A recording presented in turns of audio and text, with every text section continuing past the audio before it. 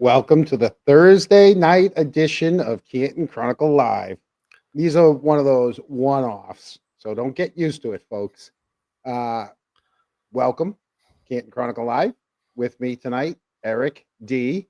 And tonight, we're going to revisit the 48 hours that the newly rebranded House Defendants spent frantically texting, coordinating, updating, strategizing, and accidentally telling us more about their actions through two trials than we realized. Tonight, we're going to be going over their texts, the ones that were entered into, like some were entered into evidence in the first trial, some that weren't allowed in the first trial, some in the second trial. And they were all entered through different witnesses. So I took the last 3 days to go back and get them all, no matter which witness, and then put them in order so that it just flows better. And we can see how it acted those days afterwards, the aftermath, how it actually unfolded. And when you lay it out naturally, it's just, in my eyes, and you guys can judge for yourselves, that you don't get a group of grieving friends. You get a group of people managing a crisis, their crisis. So tonight, we're going to do their own words. So nothing's new, folks, but we're going to do their own words in their group chats in a timeline that shows that evolution of panic, pressure, story coordination, and damage control from that early morning sit down at Fairview on the 29th, the donut girl, through 7:54 p.m. on the 29th until the end of the state police interviews on February 1st.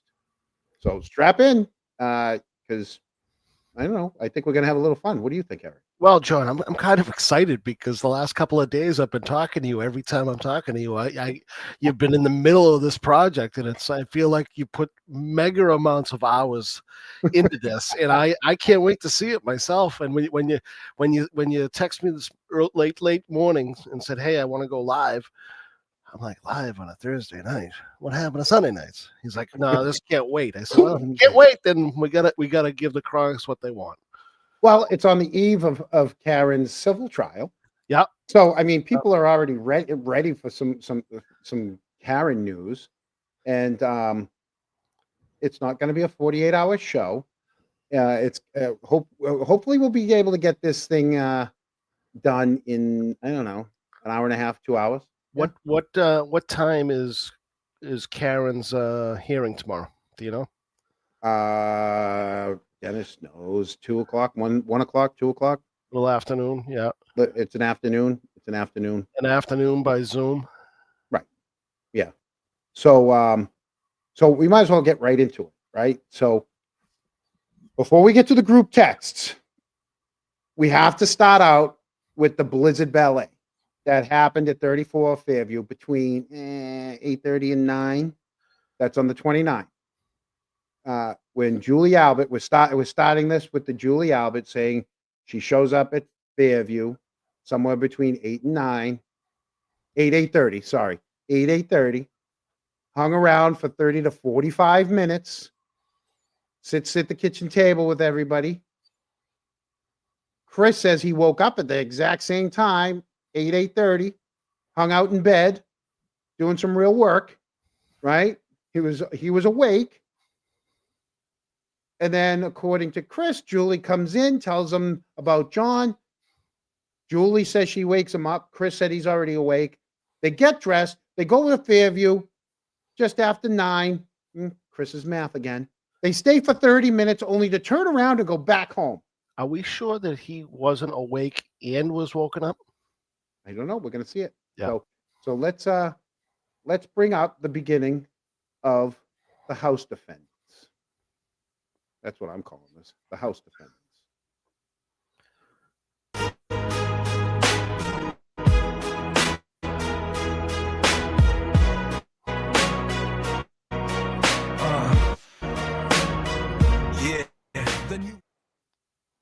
Did anybody else other than the people you've described arrive at Fairview? Chris Albert, Brian Higgins showed up, and Chris Albert.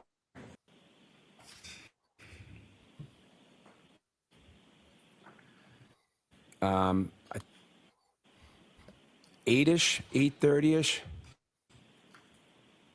So sometime between 8 and 8:30? Yeah.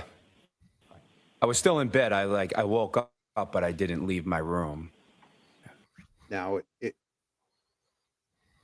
for some reason it's skipping on this. It didn't skip before, but I'm gonna after we get through the 34 Fairview, I'm gonna reload it because it's jumping a little bit. And what was it that, or who was it that woke you up that morning?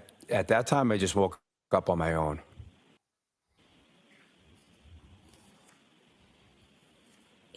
8:30, 9 o'clock. And after hearing that information, how long were you at your brother and sister-in-law's house that night? Probably about half hour, 45 minutes. I went home to wake my husband up to let him know what had happened.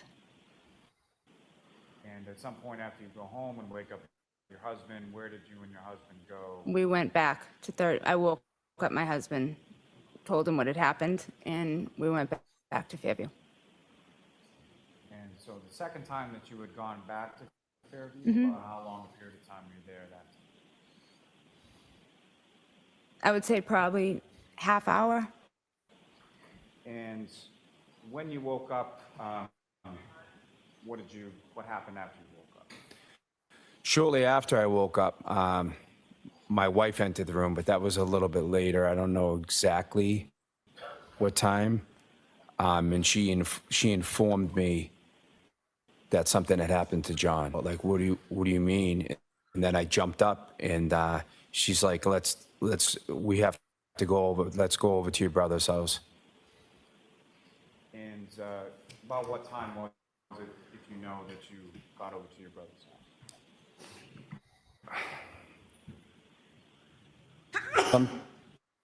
Sometime approximately like after 9 o'clock. So he's laying in bed. He's awake. She says she's sleeping. He gets over there at 9 o'clock, but he said he was up at 8:30. She said she got to Fairview at 8:30. Right? Stayed there for 45 minutes. Eric? Well, maybe Mrs. O'Keefe should have suggested to them to write their timeline as well. I don't know. Not that I think the timeline has helped anybody. Do you think? Could the possibility be? All right, because we know we've already talked about Chris's timeline for everything else from the nights before. Could Julia have been gone to go pick up Chris? You think Chris was still at 34 and she went to go pick up Chris, and that's why their times are off? They didn't rehearse the numbers? Yeah, but didn't she and Pull behind a vehicle? Correct me if I'm wrong. Didn't she go to 34 and then go back and To get Chris, and then Chris, go back and forth and back and forth. She was doing more laps than the Zamboni at Ponkapaw. Seems a little odd. Yeah. Let me see if I can pull this back up again here. It didn't do that in the pre-show.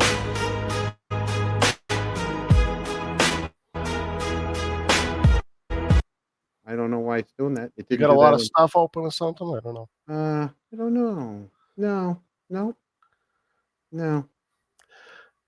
Something had to Because go we're wrong. live. I know. It was fine until we hit that go live. But we'll power through it. And then I'll just put it I'll put it up afterwards. People can watch it on its own afterwards. I'll download it afterwards. But so let's move on with all right. So then we move forward to just after lunchtime on that same day. All right. PM, Trooper Proctor calls you for 1:08. Correct. And with Trooper Proctor on the 29th, when he was interviewing you in your dining room, that was the day that Brian Albert was also there. Correct. And was Brian Albert also interviewed on that day? I believe so. So Trooper Proctor was in your house for, gosh, it had to have been an hour. I'm not sure. After I interviewed, I went upstairs, and then my children started waking up, and I was tied up upstairs for a while. I'm not sure when or how long he was there. Now, from the Canton Police Station, where did you and Sergeant Buchanan go? The McCabe's house in Canton. And who, if anyone, did you speak with there? We spoke with Matthew and Jennifer McCabe, as well as Brian Albert. After the interviews at the McCabe household, Sergeant Buchanan and I traveled to Good Samaritan Hospital. But your memory is clear that not only did you meet Trooper Proctor on that day, you had a full conversation with him. It was in your house, that was in your kitchen, in your dining room, and another witness was interviewed by Trooper Proctor in your home as well. Correct. And then you had multiple conversations with him in January on that day, the day after, and the day after that. You've already seen those records, correct? Yes, correct. It was on January 29th, the first time you relayed your story to law enforcement. Yes. And that was to Trooper Dunn and Trooper DeChico. Where did that interview take place? In my dining room. And who was with you when you gave that interview, if anybody? My husband was home. I think my daughter was home at that point. I don't know. My husband was home. I don't know if the kids were home. Do you remember what time the interview was?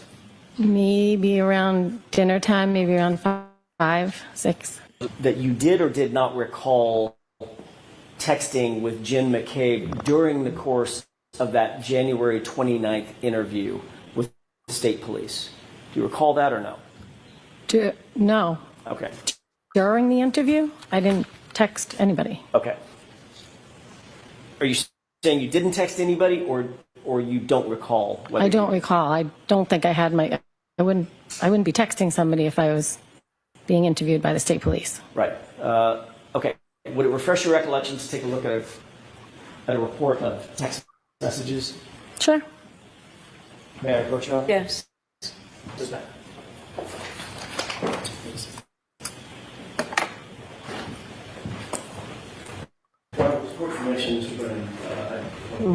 Okay. Jurors, feel free to stand up and stretch if you'd like. And I forgot to tell you, anytime we're at sidebar. All right. So he shows her texts, and they go to sidebar right afterwards.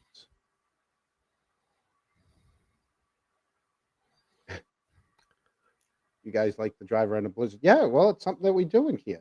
Absolutely. Absolutely. It's how you learn to drive in New England. No better place to drive in a blizzard than Canton. Allie was all over town, you know. John, on the sidebar note, we better make sure we don't lose any of the stuff that we're working on tonight, because I got a feeling it's going to come back when we get to see the sidebar information very soon. Oh, absolutely. Absolutely. Yeah. Let's see what they do with that. Let's see what they ask her when they come back from the sidebar.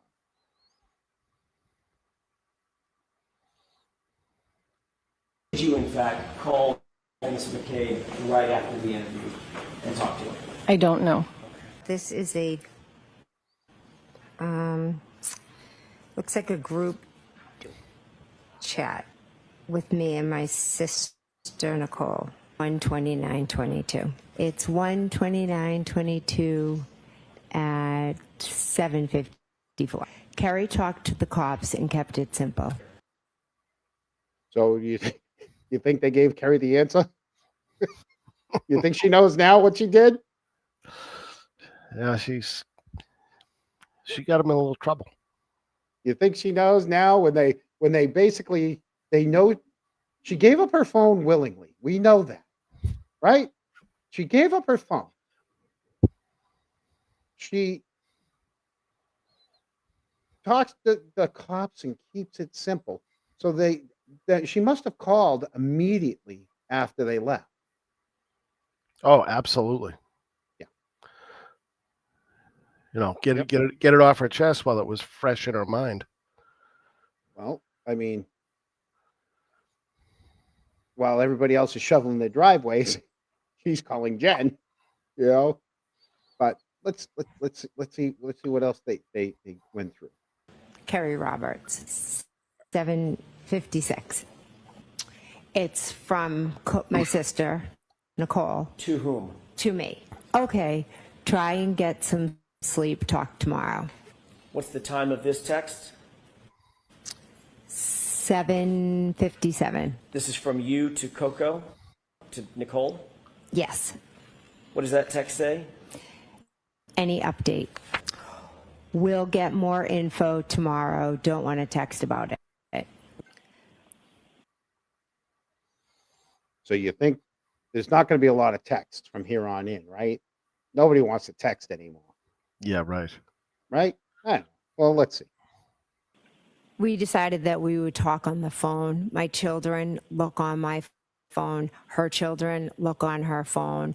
We were working with the police. I was sharing information and everything that had happened. We didn't want it to leave our little circle because we were trying to figure out what happened, and we're not going to go running around letting people see, oh my gosh, they think this might have happened or that might have happened. It was nothing more than let's not text about it. Right. Eric, you got a lot of people going through your phone? No, and I'm just wondering. You know, you got 12 jurors there listening to this.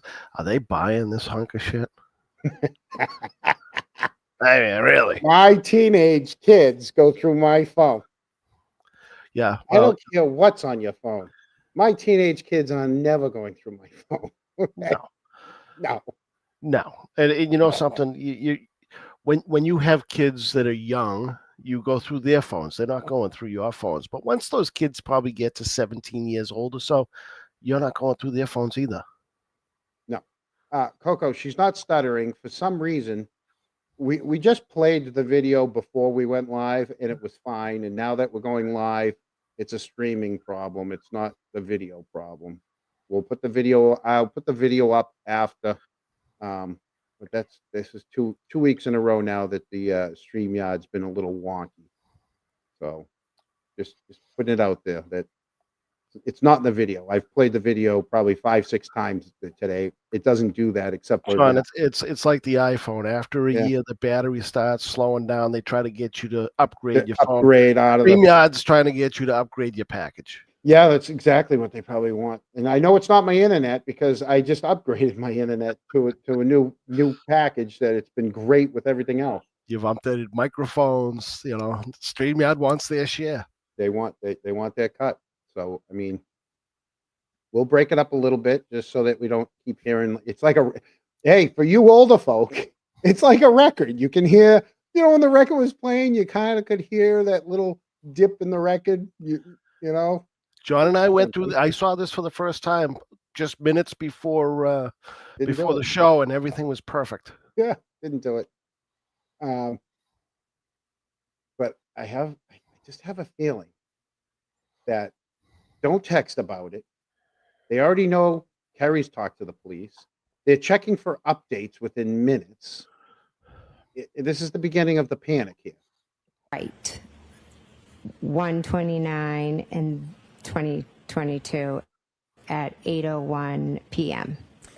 Okay, text me in AM or if you hear anything later. Okay, so that was the night before. So that was the first night. When I don't know, he backed into a tree. He didn't wreck it. He just backed into a tree and broke the taillight, and the inspection sticker was out of date. So the first day you have Kerry talking to the police, Kerry calling Jen texting Coco, and they had their little powwow first thing in the morning where Julie went over, ran back, got Chris, went back over, probably got their marching orders, and then went back home. That was day one, just act normal. January 30th at 9:51 a.m., you called Trooper Proctor. 4-second call, probably a voicemail or something. Correct. January 30th, a minute later, 9:52 a.m., you then called Trooper Proctor again, 21 minutes and 31 seconds for that call. Correct. January 30th, same day, 4:45 p.m., Trooper Proctor calls you, 9 minutes and 43 seconds. Correct. Okay. So she talks to Trooper Proctor. She calls him right back. She talks to him. We know they went to Meadows that day.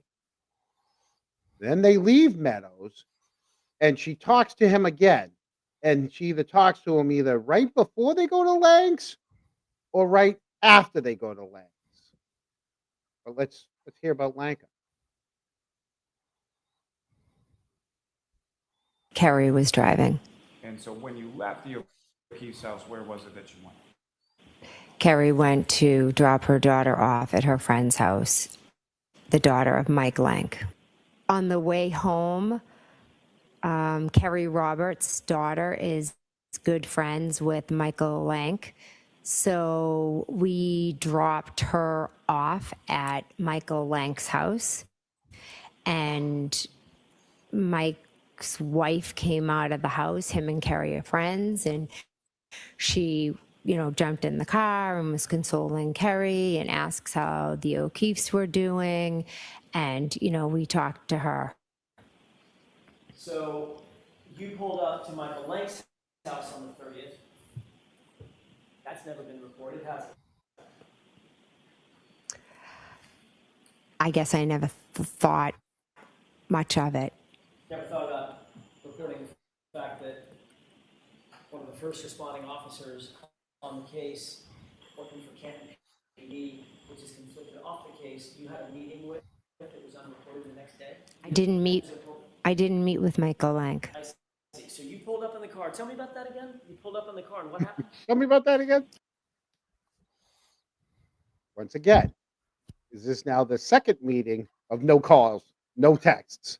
First one was in the house, right? In the morning. Then it was just like, hey, text me in the morning. Let's not text about it. Let's just. And this is where they all start meeting up. They go to one Meadows. They're over at Meadows. Now they go to Lanks, right? She's at Lanks for an hour, taking a giant poop for an hour, clogged his toilet. Maybe it was a 10-minute poop and a 40-minute cleanup. I don't know. Oh, John. What? Back on the tracks. Get Spray back on the poop. tracks. Little powwow. And Lex, her daughter, went into the house. Okay. And then you just drove away? No. Michael's wife came out of the house. Okay. And y'all had a conversation about what?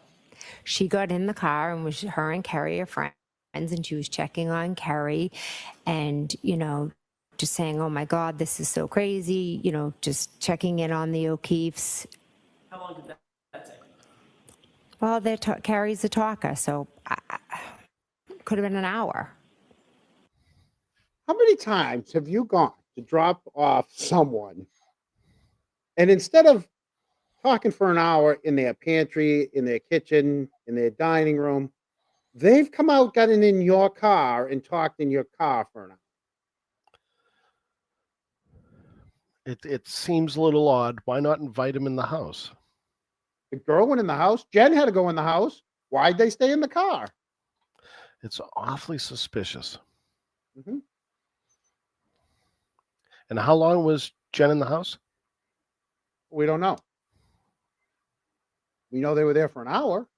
we don't know how long she was in the house. Now let's clarify. Carrie's daughter is friends with Mike Lank. No, Carrie's daughter is friends with Mike Lank's daughter. Mike Lank's daughter, but I think in testimony she said Mike Lank, which sounded, and I assumed it was one of the children. Coco, at the end of this, I'll have the whole. You'll see the whole thing all together. You'll see it'll all be charted for you at the end. Sorry, I wanted to get through all their testimony first, and then we'll play the whole, so you can read it for yourself in one nice big long text.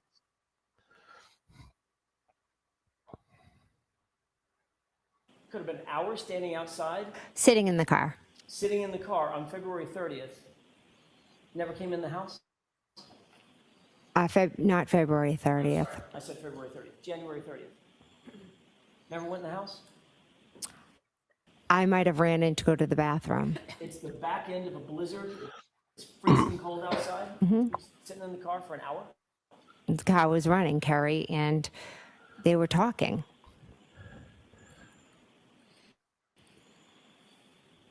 It's her friend. Oh, I have something for that, don't I? Yeah, you got it ready. I do have it ready. Of course I have it ready. Let's get a zoomed in look on this one. Ready?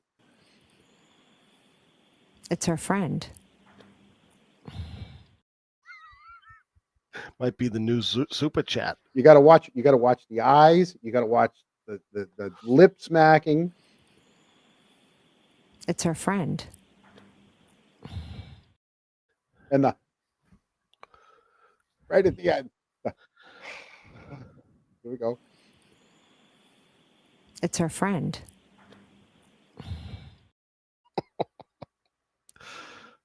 Can you believe that? Her friend. It's her friend. It's her friend. What are you, stupid, Alan? What do you don't like her friend? How do you not like her friend? Like her friend. Roll your eyes. Roll your eyes.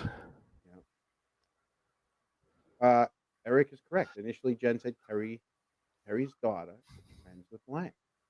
Oh, That's how the testimony went. You know, I'm gonna have to go back. Maybe she meant Lang's daughter. Well, you even put Mike Lank in the picture when she was saying it. It's her friend. Yeah. I assume it's one of Mike's kids. Right.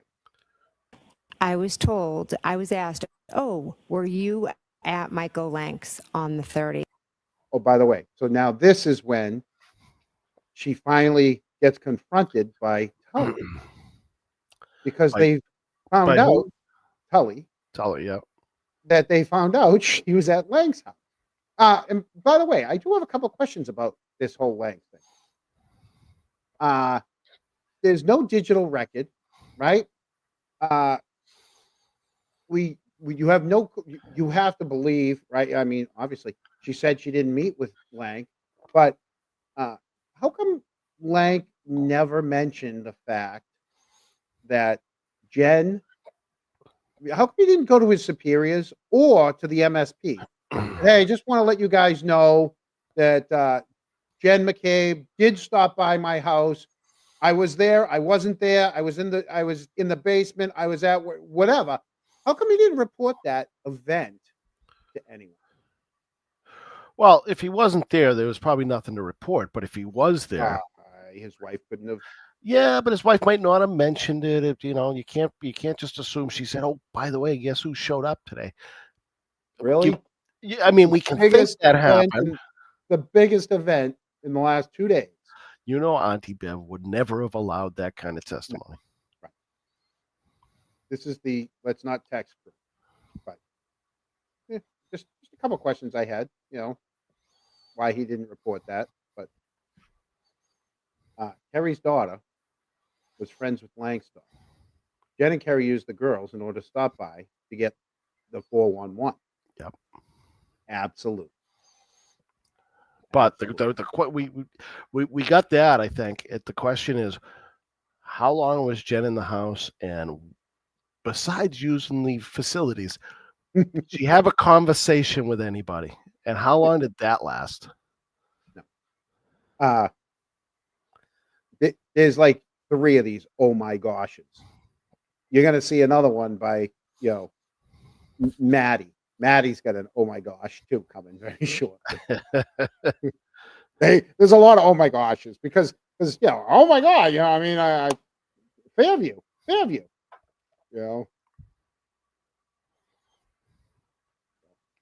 Yeah. So you've had a lot of time to come up with a story about why you were at Michael Lank's, correct? Objection. I'll allow it. I didn't need time to make up a story because I have the truth of why we went. And the truth, according to you, is you pulled up at Michael Lank's house. The first responding officer and friends of the Alberts had a meeting with him the next day that was never reported to anybody for any purpose. You just met with his wife out in the car while the car was running for 45 minutes to an hour. That's your story. It's not a story, it's the truth. Carrie dropped her daughter off. The wife came out. Carrie is a talker. They started talking. A tragedy had happened. She talked so much, I had to go to the bathroom. I couldn't just sit there. I wanted to go home. She wouldn't listen to me because she kept on talking to Mike Lank's wife. I went to the bathroom. There's nothing else to it. I came back. They were still talking. I said, let's go. The day before. Well, that's my story, and I'm sticking to it. He said, did you go to Michael Lank's on January 30th? And at first I said, no, I've never been to his house. And then I thought about it and I said, oh my gosh, yes, I did go there. And that was the extent of the conversation. You said, yeah, I did go there, and he didn't ask a follow-up, like, what the heck were you doing at Michael Lank's house the day after this issue? Objection. I'll allow it. He didn't ask a follow-up like that? I do not believe he did. The same report that has you at Michael Lank's house also has you picking up Nicole Albert going by 34 Fairview just before you went to Michael Lank's house. What report is that? So John, she originally said she might have gone into the house to use the bathroom. I know. And now she's at the stage of she forgot that she even went in the house or was even there. She forgot. Until she, she, oh so my she God, I went there. Right. Yeah. Oh, it all of a sudden came back to her. Right. Yeah. Yeah. Just oh my God, it was in that little box in my head. You know how you have all the extra boxes open in your head? Some some are open, some are closed. That one was closed until it opened. Oh my God. Yeah. Maybe she knew that Kerry was a talker and she decided to lay down on the couch and take a little nap for 15, 20 minutes before she went back out. You never know. Oh, you said it way different than I was going to say. John, every time I'm going to say it way different than you would say.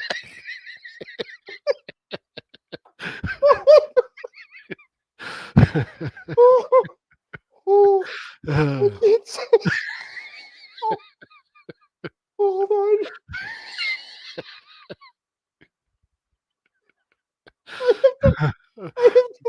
You were pale earlier. You're not pale anymore, buddy. Oh my God. Yeah, why don't you give us McDonough? No. I can get through this. Hold on. Hold on.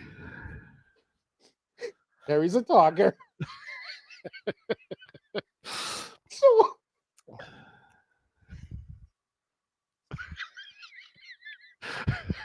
you need a minute? Listen, if you're going to be hysterical like this, put yourself up on the big screen. Everybody needs to see this. Dude, I'm dying. Okay. Stop. You okay? Yeah. Okay. Okay. Calm down. Ooh. Terry's a talker. And I went inside. It's not even that funny. I lifted up a deck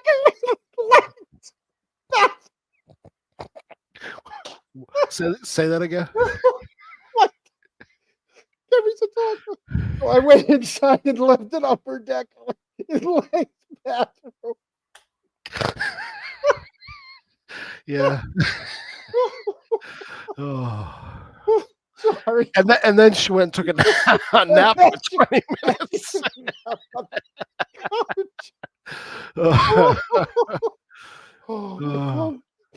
Oh, sorry. Okay. Professional. Here we go. Oh my God. All right. Got that out of there. I didn't think You feel better now? just kept saying, yeah, don't say it. Don't say it. But then I fought myself and said it. I fought myself and I lost. Oh my God. Nothing. I'm not smoking anything. We'll be cutting that later. My God. Jen in her upper deck is. All right, back to this. Here we go. We did not pick up Nicole Albert. So you went by 34 Fairview, then diverted. And right after you went by 34 Fairview, went directly over to Michael Lang's house. What was the reason that you stopped by 34 Fairview first? We didn't stop by. Maybe Carrie slowed down, but we did not stop by 34. You drove by, did a drive-by 34 Fairview for giggles? What? No, that's how we For get giggles? to You Michael drove by Lang's for giggles? house. No, we just had the The giggle. report shows that you actually stopped at 34 Fairview and then went to Michael Lang's house. Would we have another oh my gosh moment? Nope, no oh my gosh moment. We did. Oh my What report? What report? What report has her stopping? Was it a tuck and roll, Grandma? Were they kicking someone out of the car at 34? Because she's adamant that they didn't pick anyone up at 34. They didn't say they didn't drop anyone off at 34. Not pick up Nicole Albert. Did anybody else go with you over to Michael Lang's house? No, it was Carrie and myself and her daughter. Your Honor, maybe approach. Sidebar. There's another one. Another sidebar. So that was the end of the January 30th. So let's refresh without going into Lang's house. They spent the day. She talked to Proctor multiple times during the day. They were at One Meadows. Then they were at Lang's house. Right? And then we don't have any information through any of the trials on the 31st of January. Everything else moving forward now is going to be February 1st, which is, I don't know. They all took a day off. I don't know, but we start with February 1st and hopefully we can get through it I mean, it's not that bad. I mean, it's irking me, but it's not that bad. Here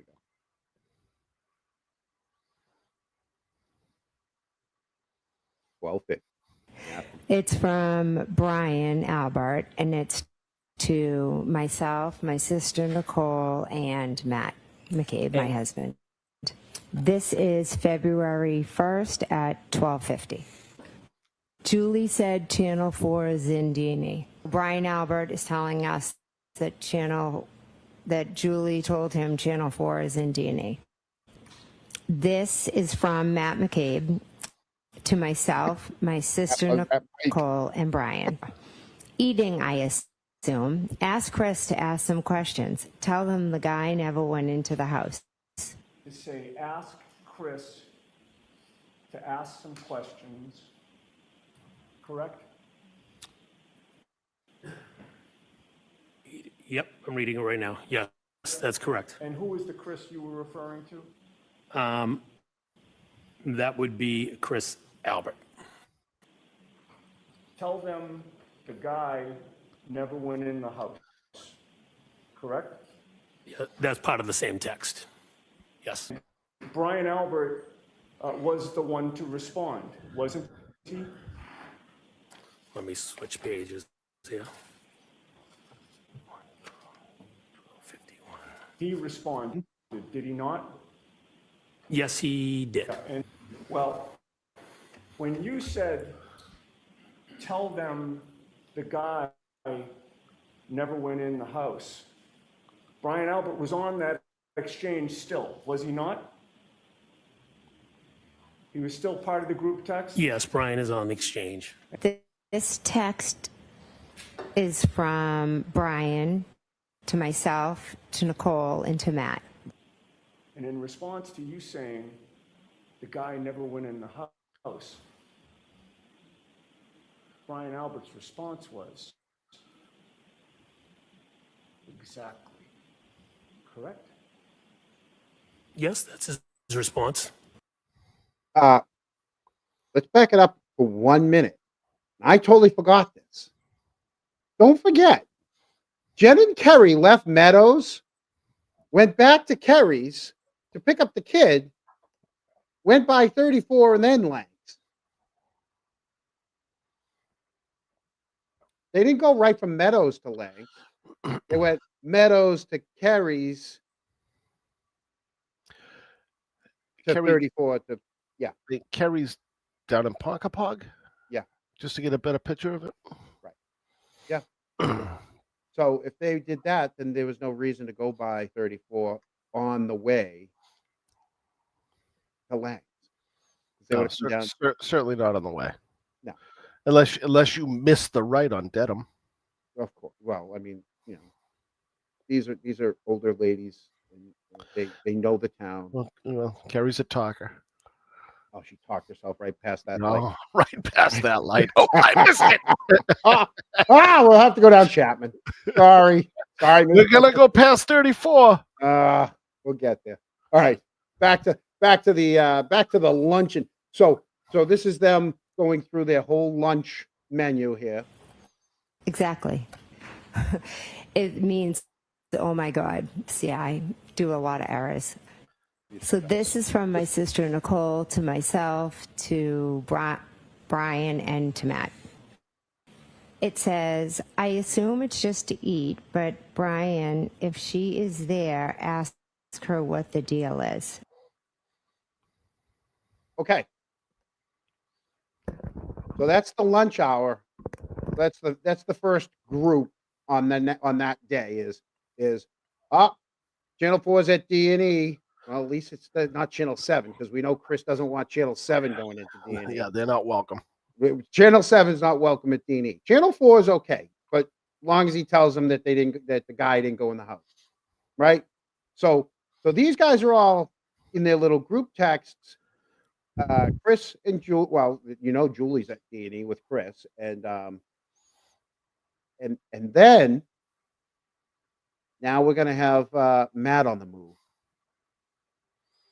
Do you recall watching what investigators were doing in the neighborhood on February 1st? I do not. Directing your attention to 1:34 p.m. and 27 seconds. You texted your wife, Brian Albert, and Nicole Albert, quote, troopers back out front, but in front of Asian house. See how he looked at that text? I could have been. I don't recall if I was there. Troopers back out front, but in front of Asian house. Looks like more has been dug up there for at least there, or at least looks like it. Oh, sorry. I do recall. They Yeah, I was snow. there. It looked like the snow banks. It looked like there was more snow dug up in the around the around the scene. John, every time I watch him, I keep seeing Mr. Kazoo just popping in and going, "Hello, dum dum." Yeah. I'm sorry if that ruined everybody's Oh. cartoon days of Oh. Fred Flintstone and put a whole new image to Fred. I hate to do that to people, but I just see Mr. Kazoo just popping in and looking at him going, dum dum. Sometimes I liked them, sometimes I hated them because the Flintstones were supposed to be Stone Age. And for an alien to come down during the Stone Age was just, I don't know. I got a kick out of Mr. Kazoo. Yeah, I know. I said sometimes I like them, sometimes, sometimes I'm like, wait, he's way too Jetson, but That would be Brian Albert. Yes. And that was at 1:34 p.m. and 56 seconds? Yes. I had to pick up a car, so I drove through. Based off of reading these text messages, I was doing something, picking up a car or something, it says. Based on these texts, I was doing something. I think I was picking up a car. That's what it says, so I guess I was. I don't recall where. He doesn't recall where. And I cut down Fairview. Okay. You want to do this now? Eric? What's that? What do you need in order to pick up a car? So in order to pick up a car, if you're driving a car, Mm-hmm. you're going to need somebody else to drive the other car. Are they with you? I would assume they're going to be with you. Otherwise, you wouldn't need to go to get that car. Okay. So you know who's with you to go pick up that car. And it's definitely not Jennifer, Coco, and Uncle. It's not those three, right? Could it have been Colin? Could it have been Allie? Could it have been Brian Jr.? Could it have been Allie? Right? Could have been anyone. Could have been Kazoo. Could have been Kazoo, right? And he's refresh my memory. He's not in the car business, is he? Like he's not Carvana, right? No, I think he's actually like a techie or something. So he's not Carvana. So he's not. This isn't his job where he's picking up cars left and right all the time and just doesn't remember the cars, right? But if you were going to pick up a car, you'd probably remember what car you went to pick up, no? Right. And why you cut down Fairview to get to that car. The next day, 2 days after a blizzard and after John's been found on the front. Yeah. Of course. Oh, is that a type of car? Alibi. Yeah. Is that a Honda? A Honda Alibi? A Honda Alibi. Maybe he's doing repos. So, all right. So now he's trying to get a picture. All right. Look at that. We jumped ahead of. Trying to get pictures. You don't recall monitoring what troopers were doing? I was not monitoring anything that the troopers were doing. If I had driven down the street, dropping someone off, picking somebody up, and saw the troopers, then I saw the troopers. Wait a minute. Wasn't he picking up a car? What was he really doing? Wait, he said he was picking up a car. He was picking up a car, but now he might have been dropping somebody off. He might have been picking somebody up. Maybe he was dropping somebody off and picking somebody up. Okay. There's just so much going on. Maybe I was not monitoring. Maybe the person he was dropping off was going to eventually drive one of the cars back. And what about the guy who was picking up? The person he was picking up? Well, that person got in the side seat that the other person just got out, and they took off. Was he picking up a Ford Edge? Maybe the driver of the Ford Edge. Anything. I don't use glasses, but I can't see this. So maybe I need glasses. I'm making it out. I got it. Is it a light? No, he says he doesn't. No, it's not. It's just dark, but I got it. Go up front.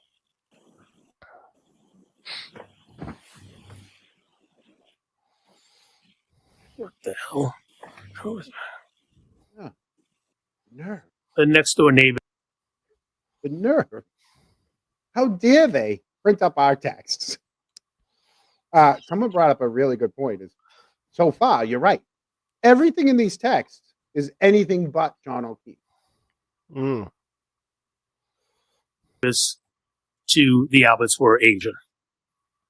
This says to ask if we heard if she is in a mental hospital.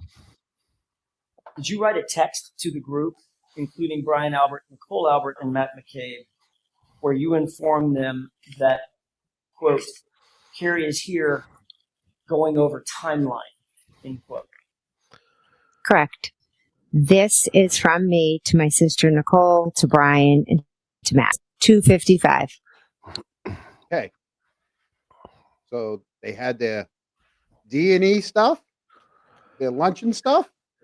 They drove by Fairview to take a picture of the troopers shoveling and to drop a car off, pick a car up, drop someone off, pick someone up. And now the rest of the afternoon is going to be the timeline. Carrie is here going over timeline. So you reported back to Brian, Nicole, and Matt that Carrie was where? She came over my house. And you two sat down and went over a, quote, timeline together. Peggy spoke to Carrie. No. I didn't ask about Peggy. Well, that's where the timeline started at. Did you ask Carrie, or did Carrie show up at your house and, quote unquote, go over a timeline? Carrie showed up asking to sit down with me to do a timeline so we would remember everything that had happened. And you wanted to be super helpful about this, right? Carrie called me and she told me that she had talked to Peggy, and Peggy had... No, I'm going to allow it. And Peggy had suggested to Carrie, you guys should write a timeline. You don't want to forget anything, when the time comes. Meaning, when the trial comes, you don't want to forget anything that happened. So if they wrote that timeline, did they turn that timeline over to anyone?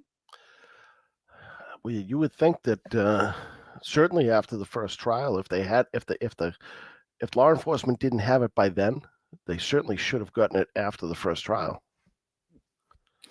They didn't sing happy birthday. There was no pictures the night, but there was no pictures from the birthday party. There was no candles. There was nothing. No, nothing, Sherry. He wouldn't even leave the house on his birthday. He stayed in. Yeah. How about give us the timeline? We'll go easy on you. and John, hey, you think I can get McDonough to do that? Give us the timeline. We'll go easy on you. We'll go easy on you. My question is, why the hell do a timeline if you can't keep it straight after you've done the timeline? What do you need a timeline for if you guys know what happened? And wait, what do you need a timeline for if each one of you just got to tell your version and let the cops make it? Why are they making the timeline? Shouldn't the police be making the timeline? Although at the very beginning, they did say they were working with the police, so maybe that's why. And maybe I watch a little too much TV, and I'm certainly not in law enforcement. Don't pretend to be.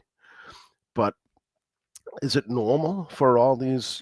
I could see the same day of an incident, maybe interviewing people at a location where it all happened, but why would you go to people's houses instead of having them to come to the police station? Right. I mean, maybe I'm wrong. I don't know, and I'm not pretending to, but it's a question I have. Why is Peggy more concerned about a timeline than her son? Well, I believe that Peggy thought that Karen did it, and that's genuine, and I think she wanted to make sure things were solid, so I think her intentions were the right intentions. The rest of the crew, I'm skeptical about. All right, let's keep going. And just to be clear, when you say Peggy, who are you from? Mrs. O'Keefe. The two of us were trying to figure out what had happened to our friend. What? How many? 2 of us. You said 2 of us, right? She did. Yeah. Yeah. Hit the like button. We usually don't ask for that, but I just happened to see it in the chat. So hit the like button. It costs you nothing. Okay. Let's see. The 2 of them. The 2 of them. We were putting a timeline together at the request of Mrs. O'Keefe. But I was at Jen's house making a timeline, and the 2 officers showed up to interview her. I just happened to be there. Right. 2 officers showed up while she's there doing a timeline, right? It was a surprise. They didn't call her to say, sis- "Hey, are you there? Can we come over and Okay. But have a 2 officers conversation?" are about to show up while she's doing the timeline with Jen, right? Yes. Okay. There's going to be 4. Okay. Sister was there writing down the timeline for Who us. was? Her Who was? sister Denise. Ah, Denise? that's So 3. does that mean Denise not only was writing a timeline, but was sitting there when the troopers came over to interview her? And not only that, it's not completely out of order, but when she first gets there, because the way she explains it and the way the court explains it, they hand the phone to Kerry. And that's Proctor on that phone. We're going to see that in a minute. I swore I wasn't going to get ahead of myself. But that means Denise is sitting there in the house too. With Through troopers. 2 trials. Not with the phone call to Proctor. Yeah. And then 2 troopers. Denise is in the house too.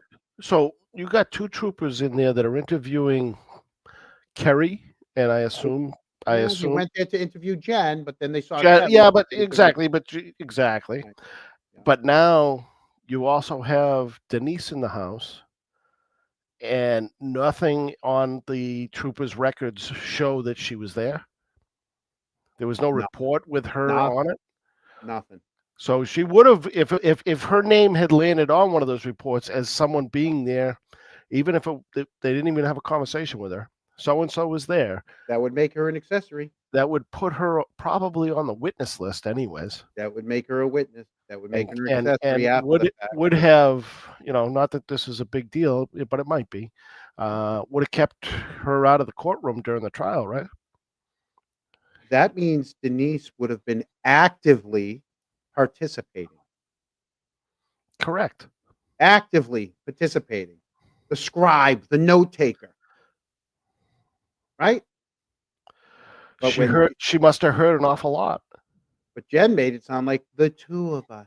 The 2 of us were trying to figure out what had happened to our friend. Not the 3 of us, not my sister, none of that.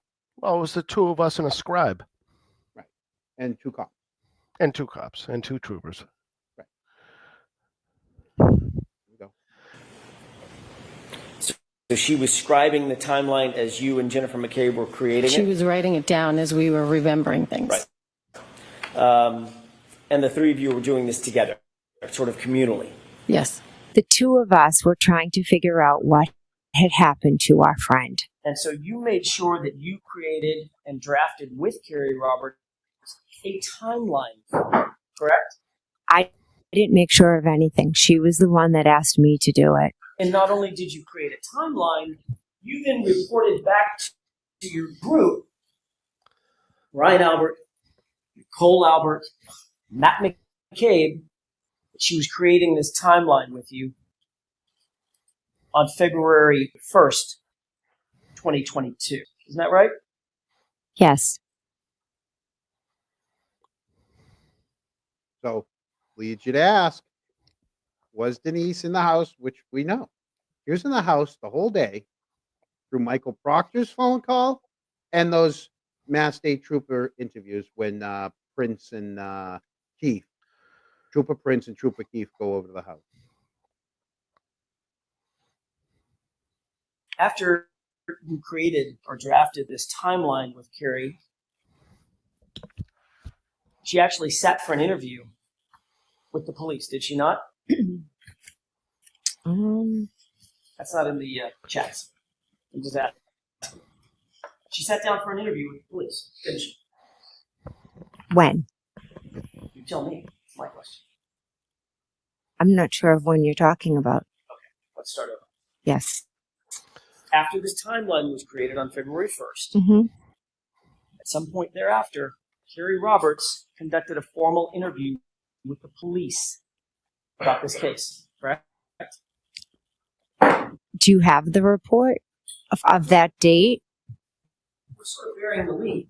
She did the interview in your living room, ma'am. What?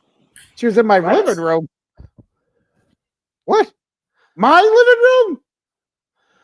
No, we did a timeline. Oh, yeah. My living room. That's right. My living room. You can see the There wheels was. Yeah. There was that time when these two cops came over. You know, it's coming to me now. On Tuesday, 2 officers came to the house and she sat in the other room and spoke with them. So, using my question, she did the interview at your house. Oh, they came to my house to interview me, and she happened to be there. So they asked if they could speak with her also. Okay. Did she or did she not do an interview at your house? Did, yes. That wasn't that hard. That was kind of easy. Still in bed. I woke up, but I Oh, sorry. Chris is still waking up. It's 2 days later. Chris is still waking up. I didn't do that on purpose. My fat fingers. I didn't see that in the pregame. I didn't either. I went to hit pause. But you know, your Went timing's all the not way bad back- either. Went all the way back to the beginning. Freudian Oh, slip. Yeah. All right. Whereabouts were we? Oh boy. It's gonna be right here. You can tell by the eyes. That's how I was editing. I always knew where her crazy eyes were, so I knew when to stop. You know, a little further than this. John, you and her are still flirting on X. No, she doesn't really talk to me that much anymore. Not anymore. Trial's over. Trial's over. Using my Maybe question. maybe after the night that'll change. Maybe she'll send me a text. I don't know. There it is again. See, I always pause it. I always knew. So this is how I edit it. I always find a spot. You know, look at the way she's looking at me right now. See how she's looking at me? Johnny. Did she or did she not do an interview at your house? Did, yes. That wasn't that hard. Well, just blank. Huh. It's kind of You were a present simple, for it was that a interview, simple question. weren't you? I was eating dinner. Mm-hmm. You were present for the interview, Miss McCabe, I was in the house, yes. and you listened to that interview, didn't No, I did not. you? You made sure you gave Carrie Roberts everything she needed for that interview, correct? Quote, everything she might need for that interview, didn't you? And where is this that you're quoting I'm from? asking. Oh, I'm sorry. When you quoted, I thought it was in here. When I you quoted, I apologize. thought you got more shit We'll on get to me. it in a second. That I hadn't read already. I Her didn't. her thought you had progress more shit that I to said. the Albert and McCabe group in that group chat, didn't you? Can you show me where, please? Please, can you You please show wrote, me? They didn't tell me I was going to have to study this hard. Okay, they did. They told me it was going to be easy. The second time was going to be the easiest. and we handed Carrie, sorry, and handed phone to Carrie. Okay. Once again, like I said, it was a tiny bit out of order, but that's just because of the way both trials went. So Kerry goes over to start doing a timeline. And when she first gets over there is when she gets handed the phone from Jen with Michael Proctor on it to Kerry. Remember that? From Brian to me to Nicole to Matt. I did hear that. This text is from me to my sister Nicole to Brian to Matt. And we handed the phone to Kerry, mine. February 1st, I believe it could have been Michael Proctor. This is from me to Nicole to Brian to Matt. And the very next text is from you telling the group she's telling him everything in all caps, 2 exclamation points. Yes. Yep. She is telling Damn him proud of it. everything. Everything is in all caps with an exclamation point, correct? Yes, it is. 2:55. I believe it was Michael Proctor. This is from me to Nicole to Brian to Matt. 2:55. All the stuff. 3:01 p.m. and 48 seconds on February 1st that you texted, quote, very weird that she's been barely interviewed. The whole dead comment was just told. I was supposed to have them talk last night and forgot to tell Proctor to call her. This didn't get enough play. He forgot to tell Proctor to call her. He's running the show. He's driving by Fairview, taking pictures. Right? Who's the one saying, tell him the guy never went in the house? Who said that? That was Matt. So Matt says, tell him the guy never went in the house. Matt's the one driving by Fairview, picking up, dropping off cars. Matt's the one that says, I was supposed to tell Proctor to call her. Matt's running the whole freaking show. Imagine that. And then 3:03 p.m. and 15 seconds, it was Brian Albert who texted, quote, hope they don't think she's making it up after the fact for some reason, end quote, correct? I heard a statement she said that horrified me. And then you're reporting it back to the group, weren't you? That one thing she stated, I reported back to the group, yes. So what you're doing? Objection. I'll allow it. I absolutely not. That is not how it went. I was horrified because Kerry's a blunt person, not like me. And she had made a comment Like me. about Miss Reed and Mr. O'Keefe's relationship. And I was shocked and horrified that she said it the way that she did. You're so shocked and horrified that I said, oh my God, she's telling them everything. Yes. Kerry is a horrible Everything in big bold letters. Kerry is a horrible person, not like me. She is blunt. I give kids extra little French fries and I give kids those little extra everything. And Kerry's a talker. Kerry's a talker. Kerry and she took so long while I was at Lang's house. And I was shocked and horrored. Shock and horror. They had the heat on in the car, and Kerry's a talker. Yeah. And I give people extra tater tots when they come through with my line. decided it was so important that you needed to report that back to Brian Albert and his friends. I was family. I was horrified. So you reported that back? Yes, I said she told them everything. This is from Matt to myself, Nicole, and Brian. 4:35. Yep. If she pleads out, it will end. If she fights it, it will be an episode.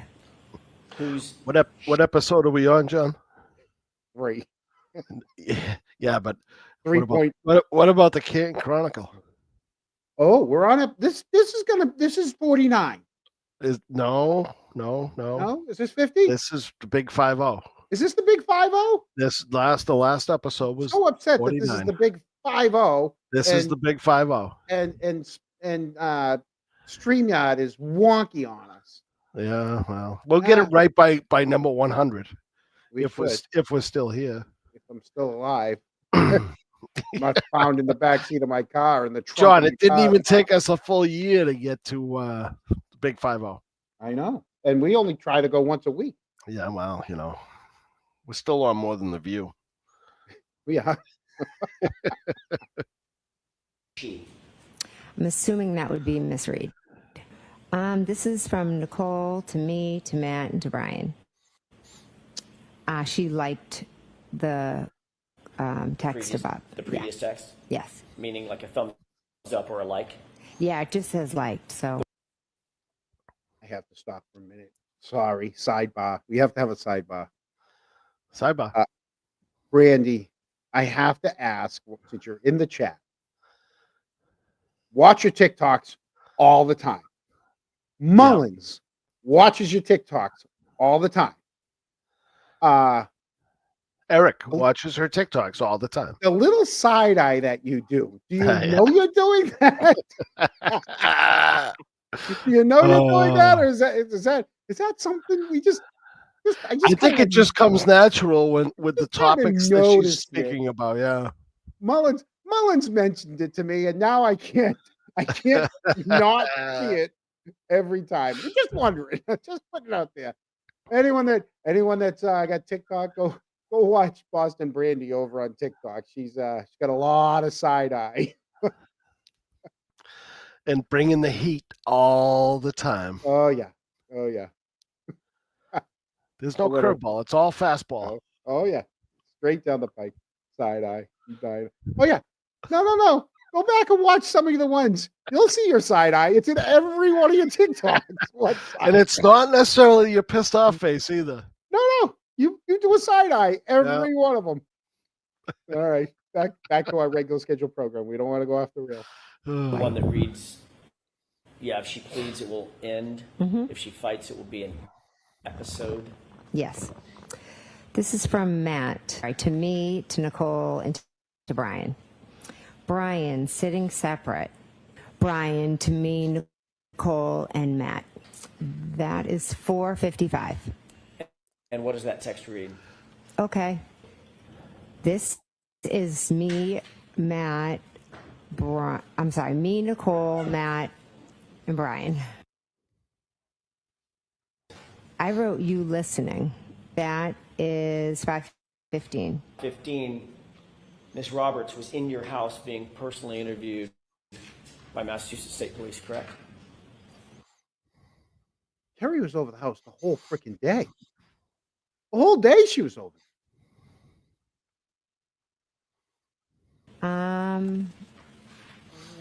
Yeah. They were there. I'm not sure if this is the exact time, but yes, they did come over. You're not sure? It's from me to Matt, Nicole, and Brian. And what does it read? Cops here again. Maybe you're sure now. You were reporting to the others on this text stream that the police had arrived at your house. They were in your house with you and Carrie that you just described, correct? At least it wasn't. Yes, I was just telling them that they were here again. Terry was over there when the police showed up, right? Nah, I don't know. I'm not sure. What's your next text? 5:15. Cops here. Oh yeah, she was. Okay, sorry. Oh, sorry, Nicole. To myself, Brian, and Matt. And Nicole says, call us after. Call us after, because we need to know what you guys said. All of these witnesses all need to know what the other witnesses were going to say.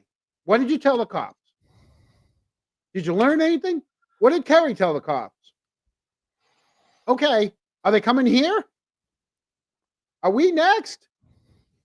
At 5:15, you wrote the group, quote, you listening, correct?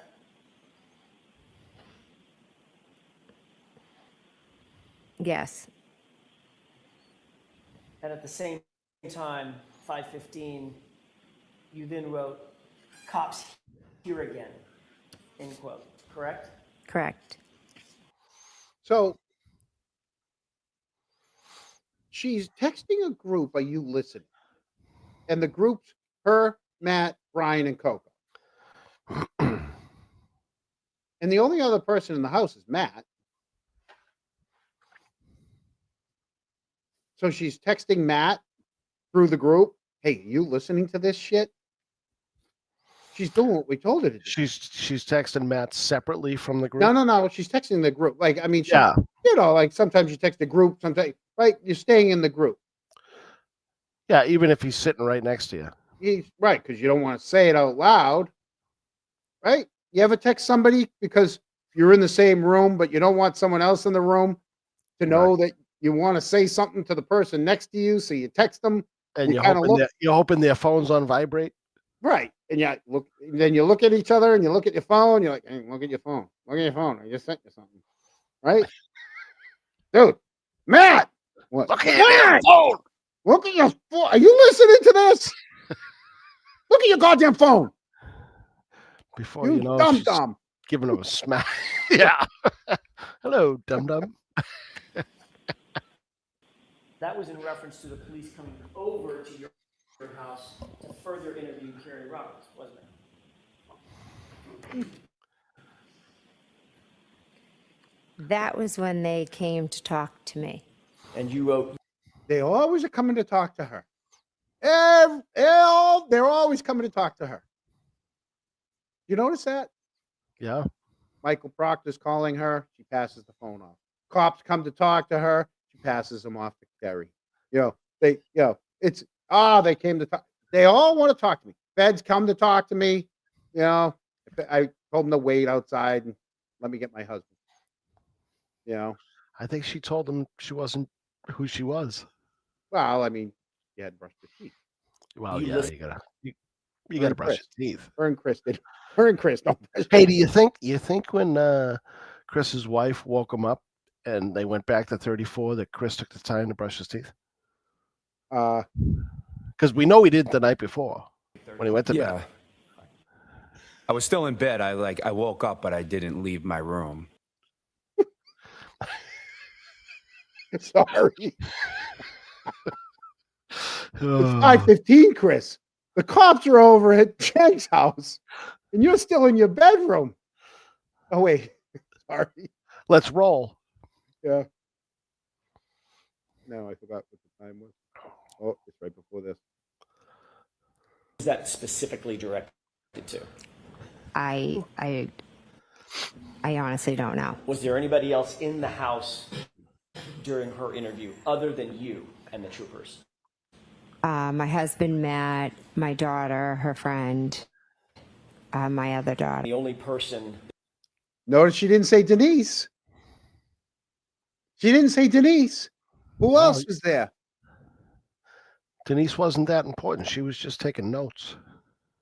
She was at the. She wasn't in the same room as me. I didn't think that's what you meant. I thought you meant just who was near me that I was talking to, texting, that I could see, or that could be implicated. Denise had nothing to do with any of this. That's why I didn't say anything. She just was writing stuff down. She's got the best penmanship of the family. That's why we did it. She wasn't even supposed to be there. Right. She was just doing a favor. Right. She doesn't smudge. She's right-handed, so she doesn't smudge.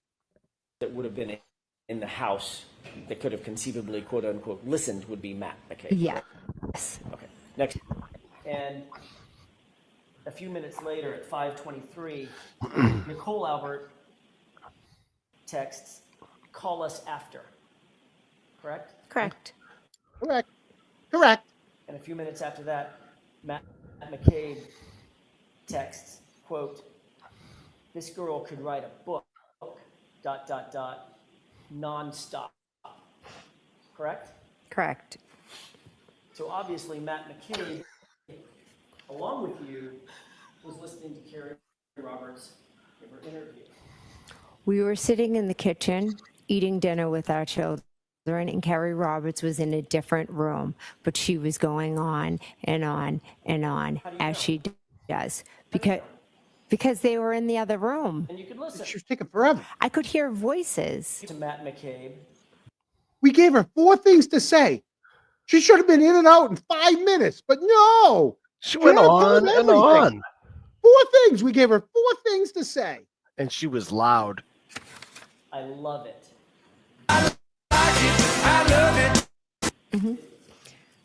Yes. And then you responded about this interview. You just testified under oath and under penalty of perjury, not hearing anything about, just hearing voices. Your next text was, quote, she is telling them everything. Yes. End quote. Correct? Yes. You know what pisses me off? It's 2025. She's mic'd up. And I get it. Alan Jackson's not standing at the podium. He's probably moving around or whatever. But these courtrooms don't have microphones.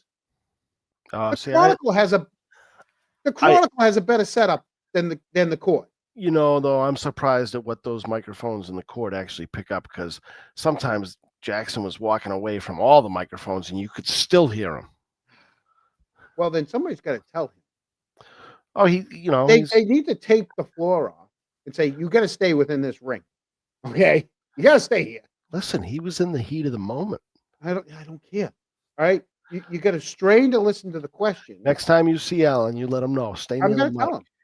Get him a lavalier mic. Get him a wire. How come freaking referees in the NFL can flick their little button on and talk? That's what these guys could have. John, they were in that old building where they had to turn the care. ceiling, or they had to turn the AC off when people didn't speak up.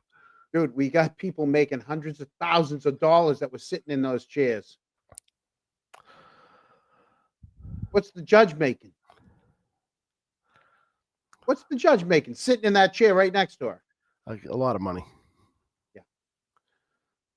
It's a good life. Money's go. Yeah, I know. I hear a lot of these judges. Remember those bouncy balls, those hoppity hops that we used to have? Yeah. A lot of judges sit on those things in court. In court. Stop it. Don't even stop. I'm not saying it's Norfolk County. No. In Massachusetts, there are judges that are sitting on those giant yoga balls. Only in Massachusetts. Yeah. This doesn't happen in Tennessee and Florida. No, it's Massachusetts thing. But there are judges using those hoppy hops. So what you said just a few minutes ago about not knowing what she was saying, I could just hear voices. That was a lie. It was. Okay. Objection. Sustained. Objection. I really don't want to object to this, but I haven't objected in 5 minutes. I got to throw one out there. He's winning. Objection. He's winning. One word. What was her response?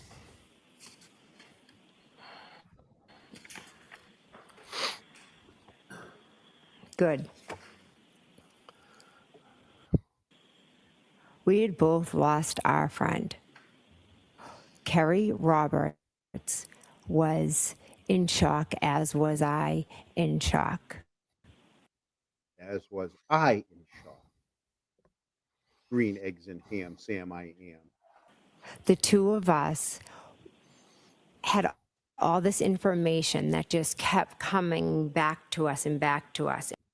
They had so much information that they had to recruit her sister to write it all down.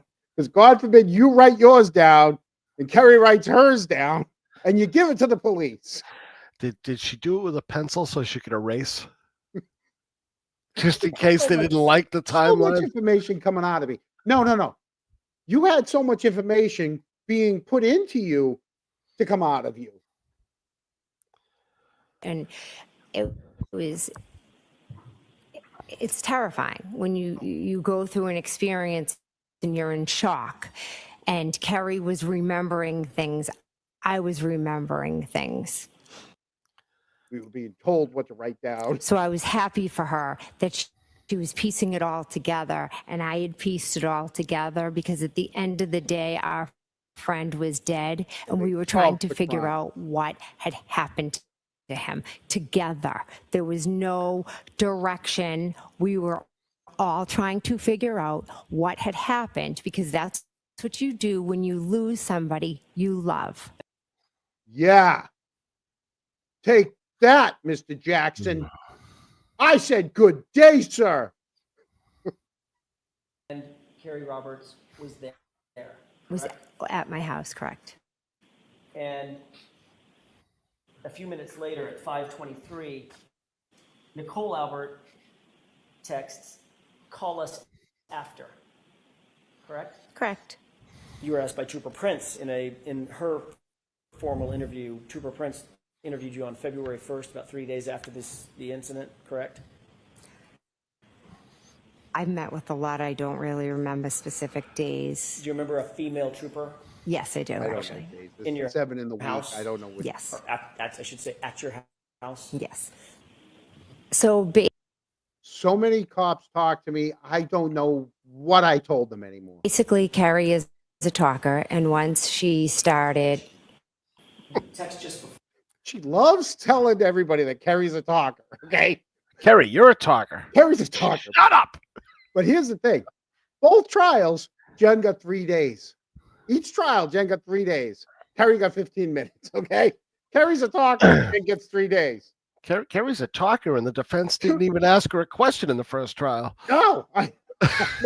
If they only knew she was a talker. I know. If they knew Carrie was a talker, they probably would have cross-examined her in the first trial. Oh, they were duck and cover. Yeah, they were. Absolutely.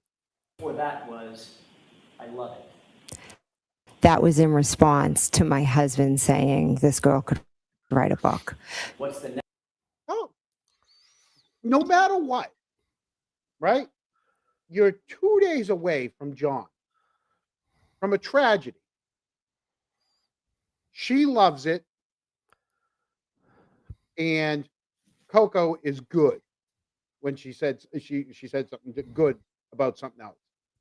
You're witnesses, or are you?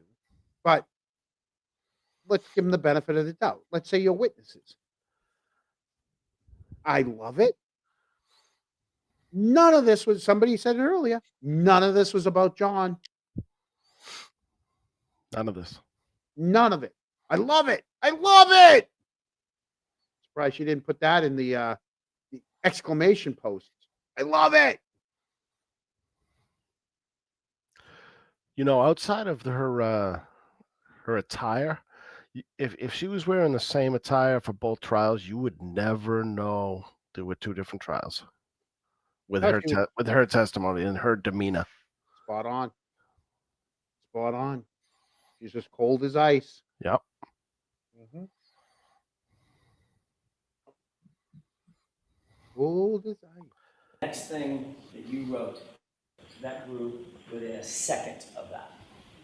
She is telling them everything. Right.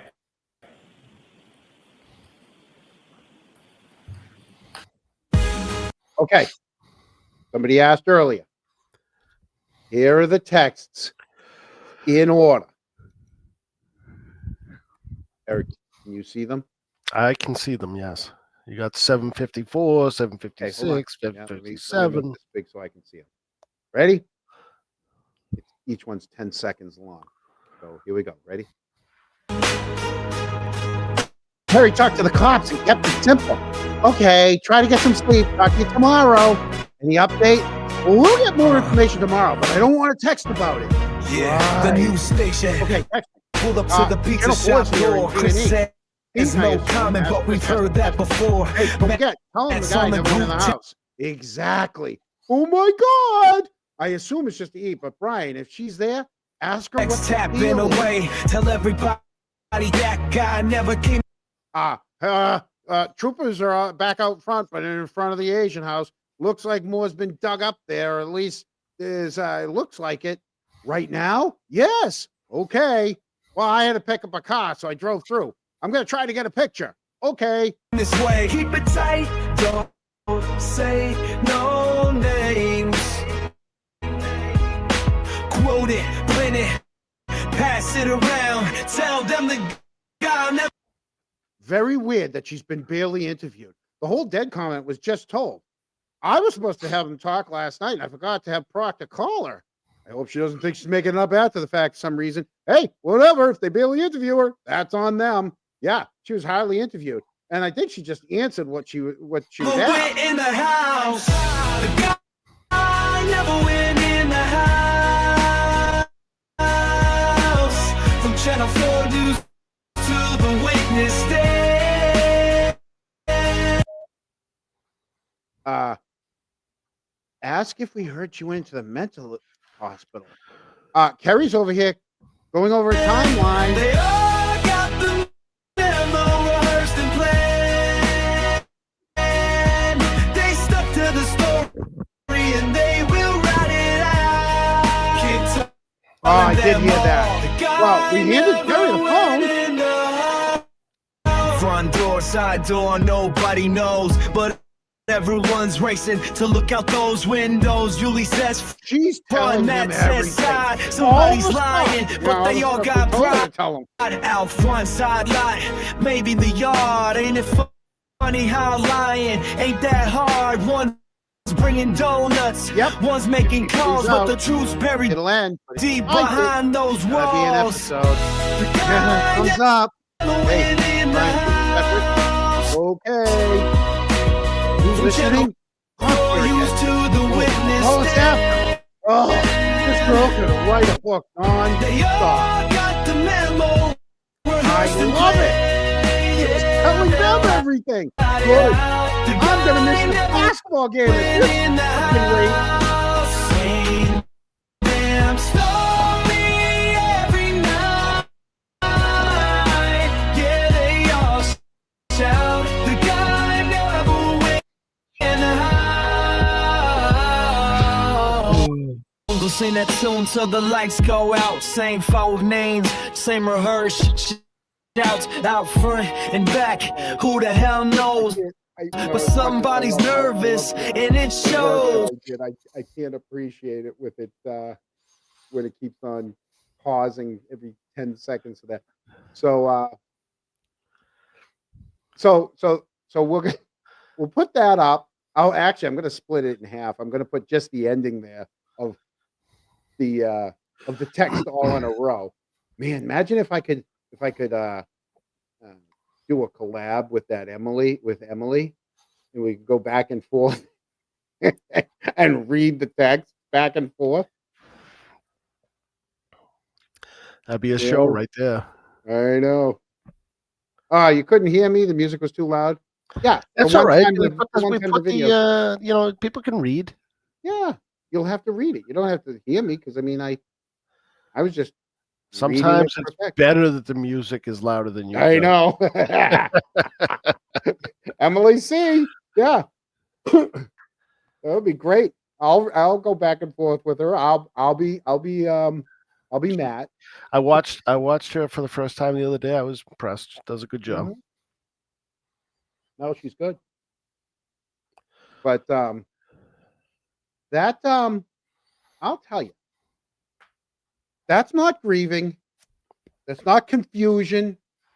That's not trying to figure out what happened to our friend. That's coordination. It's communication management. It's story shaping, whatever you want to call it. That's a group of people who knew that their proximity to that house was a problem and they treated it like it. And they didn't use their phones. They didn't text. They did it the old-fashioned way. And we know why, because Brian is the brains, right? Brian and Matt are believe it or not, right? Believe it or not, Brian and Matt are the brains. They kept everybody off their devices, right? Now you have the timeline in order. Reads like a script, which was their script. Don't text about it. Don't text about it. No text. What happens? After the no texts, Jen and Kerry go to Lang's house. They stay an hour. No texts. Kerry has 2 long phone calls with Trooper Proctor. 21 minutes at 9:52 in the morning, 9 minutes at 4:45 at night. Right? They drive slowly by Fairview, but don't stop. No texts. Everything's off the digital record. A lot of outdoor meetings at some point during those years. Yeah. Yeah, away from devices. Yeah. Yeah. Even at the old airport up across from Dunkin' Donuts, where Neponset Street On is. Neponset Street from the That Sunoco. was Across from kind the of Sunoco. a nice little rendezvous place. Several times. Brian was up there several times. He was up there with the dog officer. Hmm. A dog officer, not Allegedly, the allegedly. No, I saw him. And someone else saw him. Well, you saw the vehicles. I saw the vehicles. I saw the vehicles up there. I didn't see So them. yeah, So they so went for a walk allegedly. away from the vehicles. Okay. But it's a park on a street that you don't leave your cars overnight, and you're not going across the street to Sunoco. Okay.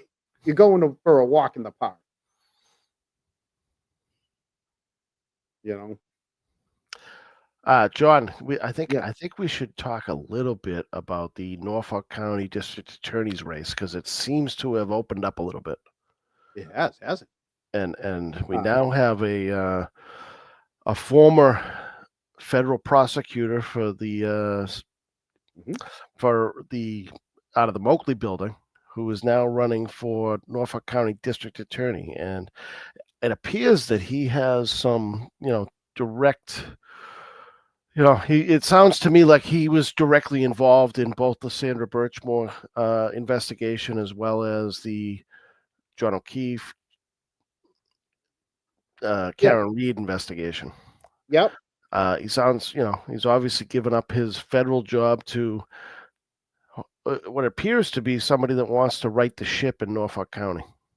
Kind of like the substitute The police substitute police chief Yeah, who by trying all to do right. but There all are some good people. There are some good people. observations doing a great job.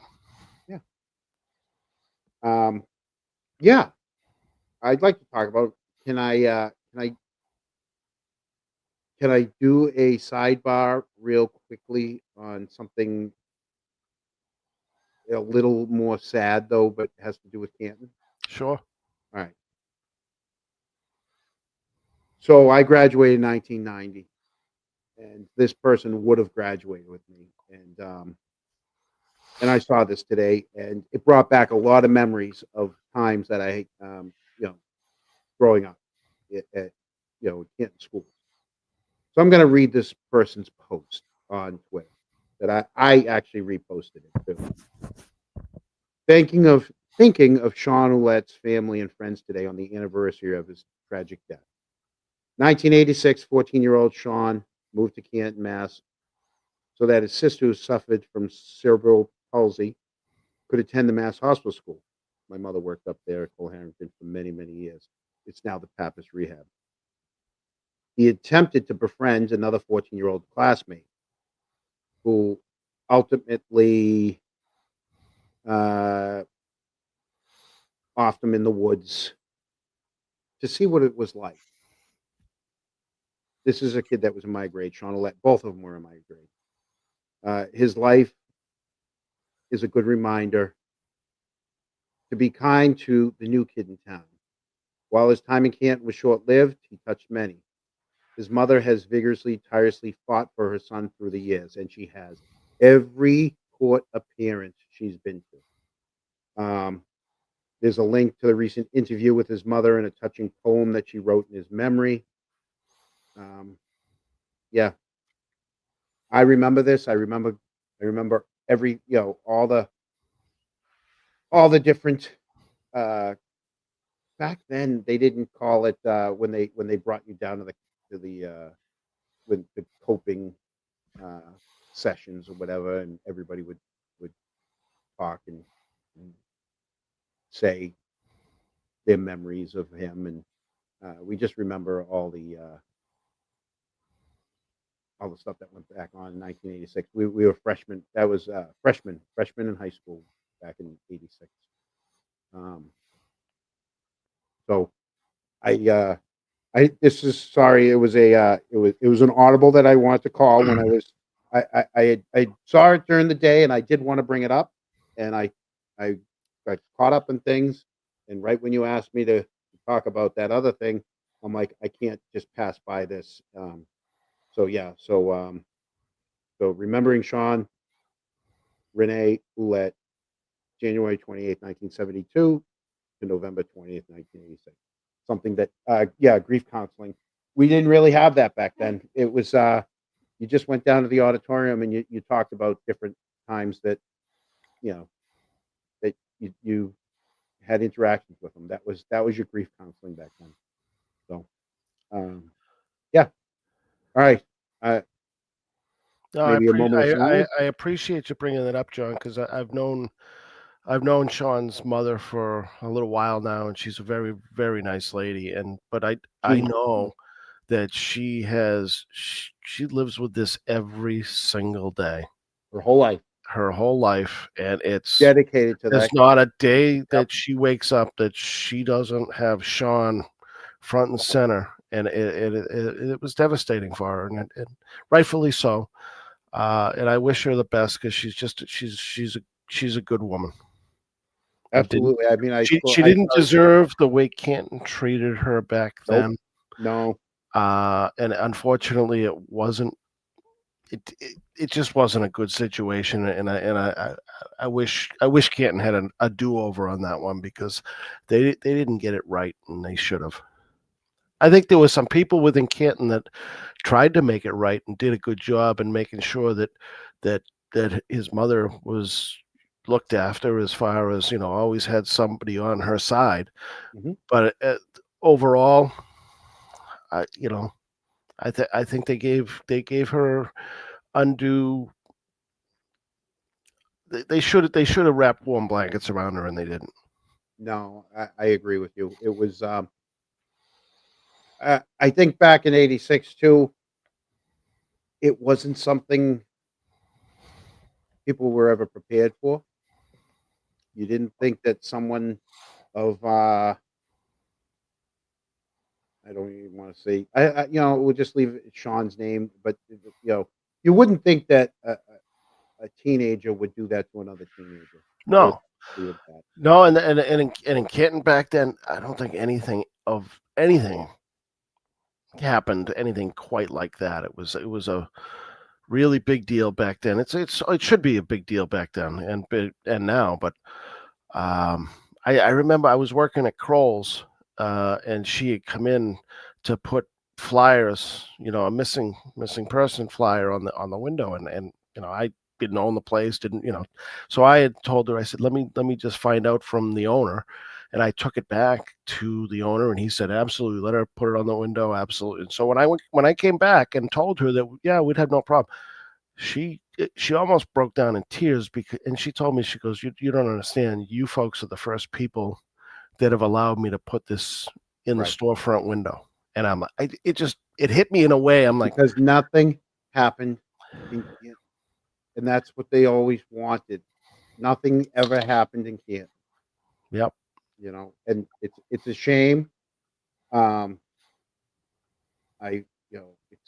So there's only a couple things that really affect me, like, emotionally. This is one of them because it brings back a lot of memories. Because that was my grade. I was in classes with him. He tried to play a little hockey. That one, and then the one from a number of years ago when the two people tragically had trees fall on them during the February snowstorm, the blizzard. Those two are the big ones for me that are outside of my own family. That it is what it is. But you know what? Sometimes it's better to you can't just pass it by. You have I mean, that's what it's here for. You got to remember these people. Absolutely. Yeah. So we take a second, and then we can go to your guy here.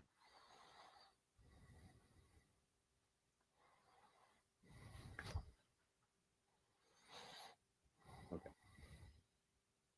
Oh, yeah. So his the gentleman that's running for Norfolk County District Attorney, his name is Adam Deach. He's out of Quincy, right? Moved to Quincy, yes. He was a I federal wonder if he prosecutor. moved into Squantum over by Momo. On him. He was a federal prosecutor focused on public corruption cases, including right here in Norfolk County. So he's a first-time political candidate. Let's see. He directed a federal probe into the state prosecution of Karen Reed. He's now running to lead the district attorney's office that put her on trial. He's 42 years old. He's presenting himself as an outsider who would restore competence, trust, and professionalism to an office embattled by public outcry over its prosecution of Karen Reed and its investigation into the death of Sandra Birchmore. So I guess it's going to be a race now, right? So does that make three? It was the woman. Yeah, I and all the candidates I think so far have been good. I just think this guy's credentials are gonna, might probably bump him up a little bit. Right. We'll see. I mean, it's still early and all that. Maybe I should reach out and see if he'd like to come on and talk. I was just thinking the same thing. Yeah. It's a good idea, John. You Doesn't should hurt reach to out. ask. I mean, hey, you want to hit the ball, you got to swing at it, right? You never know. He might say yes. Maybe he does. Yeah. Love to have him on. Even if we say, hey, get him we have 5 questions with you. You give us 15 minutes. Oh, my guess is he's a seasoned professional and is not afraid of a few questions. Yeah. I did notice David Yannetti endorsed him. Well, it seems to be a trend because I'm pretty sure that I saw Reed. Karen Reed endorse him as well. Mr. Reed did, yeah. In fact, I think I saw that Karen might be campaigning with him or holding signs. Yeah. I only started. I do know that we did get a dono. I think it was from a ducky. Someone from Duck. What the duck? Chief Duck. The duck. Duck Daddy. Duck Daddy. I know. Oh, wait a minute. I found it. Duck Daddy did. Duck Daddy, thank you for the fake hair. I don't care. you know. Thank you, sir. Daddy. Thank you, Duck Daddy. And we did have one other one that someone not once in their text did they say they feel bad about what happened to John. Not once are they sad. Well, I thought about that too. Maybe there are, and they just weren't used in court. We're only going by the texts that were used in court. So there could be 100 other texts that really are irrelevant to the case. Maybe there are, maybe there aren't. I just know that the texts that we do have are it just shows that they're more concerned about the narrative, right? It just I don't know. I don't know. It just seems to be a pattern. It's certainly a I don't think we've seen nothing yet as far as, we were limited on certain things in the trial. Mm-hmm. I think it's all coming out in the civil trial. There's no hiding anything in the civil side of things, I don't think. Right. A lot more stuff's going to be allowed in. There'll be probably a lot fewer sidebars in a civil trial than there are in a criminal trial, if any. Because here's the thing. If they have Jen and Kerry's phone, they have everyone that Jen has texted, group text or solo, right?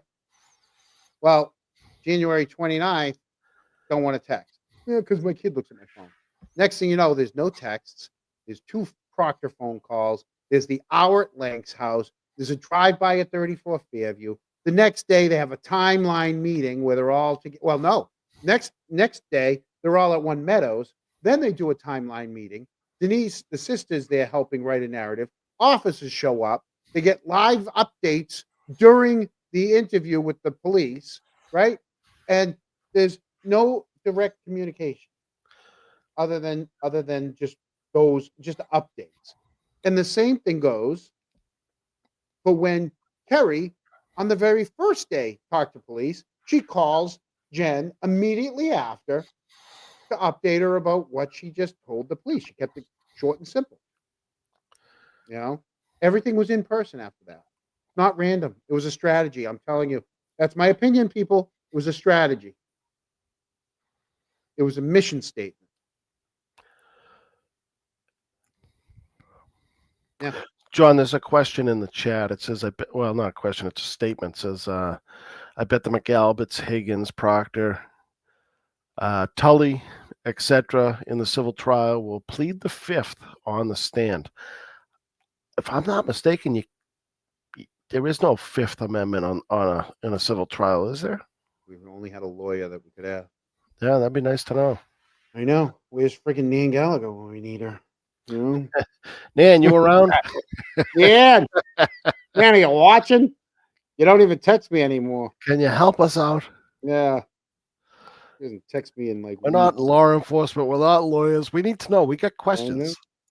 Yeah. We're just a couple of schmoes. Right.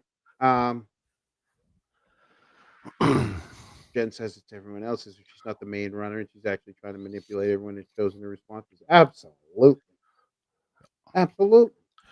She was the star. She was the star of both trials. She was my top five. I'm gonna Lucky's top five. I didn't say Lucky wasn't in the top five. All right. Jen, you're still my favorite. Jen's number 5. Jen, you're my fave. Your favorite. Yeah. Jen, call me. But Matt's not. Hey, when Matt goes to Honeydew, give me a call. Hey, dum dum. Hey, dum dum. Honey, can you go to Honeydew? I gotta call John. I want to see if he's got a new Speedo. Yeah. The fifth doesn't apply because they've already testified. There you go.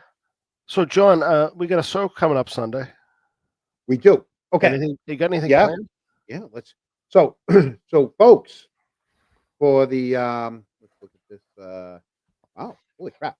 For the 500 people that are watching on Sunday, if 500. you, I know we got 500 people.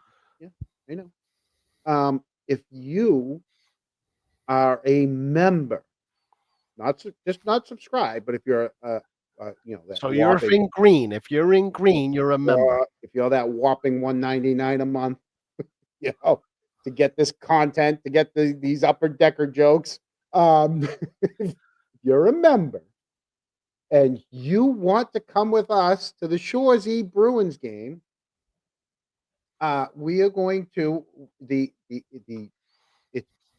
contest, whatever you want to call it, is open until Sunday, when we will take all the members who have made a comment under the post in YouTube that talks about the Shoresy Bruins game. You will be awarded a ticket to come cheer on whichever team you want with us. The food's on us. You can meet us for we're gonna have lunch somewhere in Boston. Then we will. What? Let me get this right. All you have to do is put in a comment that says something like, "I want to go to Shoresy. I want to go to Shoresy. I want to go see the Bruins reunion beat. I want whatever. I want to cheer with the Kronk. I want to cheer with the Kronks at the Garden. Yep. You will be entered into the free contest. With any luck, we'll and on Sunday we'll get a picture with RA. Let me tell you, and maybe autographs, and I'll sign your forehead or something. Let's see. I'll tell you right now what the odds are, okay? Because I can tell you how many people are in right right now, there is 36. 36. You have a 1 in 36 chance, right? That's 3 more than last episode. Yeah. Yep. So the post on YouTube is want to join the Chronicle cast at the Bruins alumni versus Shorzy cast hockey game at the Boston Garden, December 7th.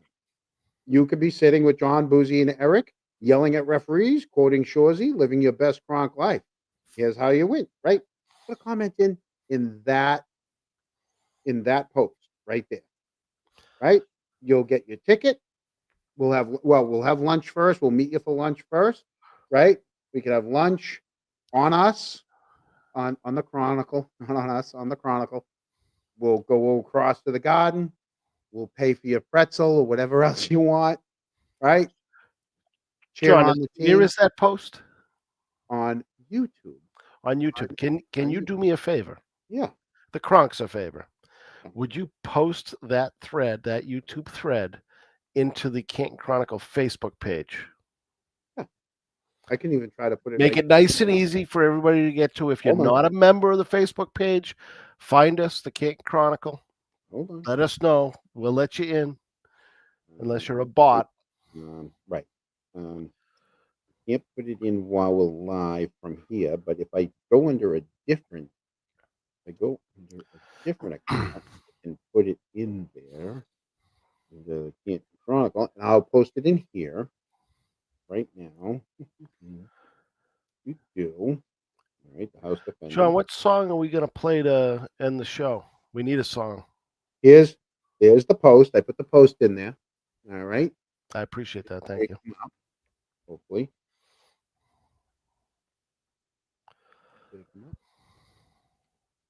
Maybe not. Same. You don't pick us up. No, we're not going to pick it. Well, if you're on the south, if you live anywhere south of Boston, I'll pick you up. If you're flying in from to Logan, I'm not doing the North. If you're a North Shore, you got to take the. Yeah, we're South Shore people, so we'll meet you at. We'll pick you up at like the south side of the Zachem Bridge. Right. Or North Station. Take the train into North Station. We'll meet you at North Station. Yeah, there you go.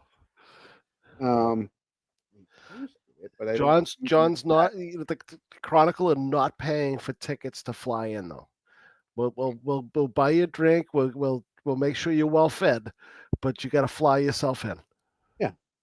No, you don't have to. Right here, Cheryl Withins. You just had to request to join the group. You don't use Facebook. It doesn't have to be through Facebook.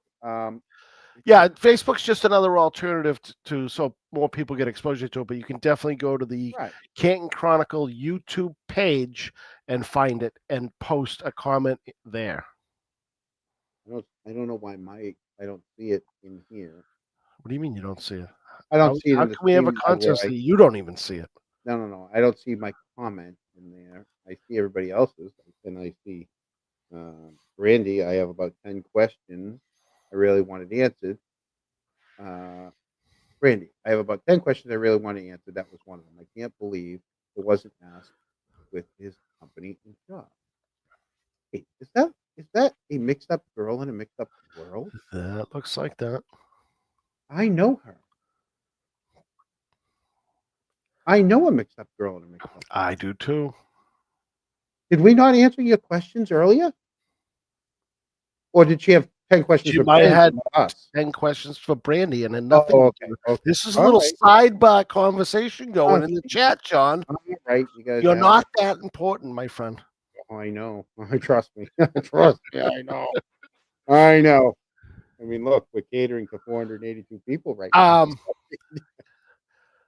Can I pick the song that we go to, or you don't have them all in there, do you? I don't have them all in there. What do you have? What do you want? Well, I was thinking about the Kelly Devers song. We haven't heard that in a while.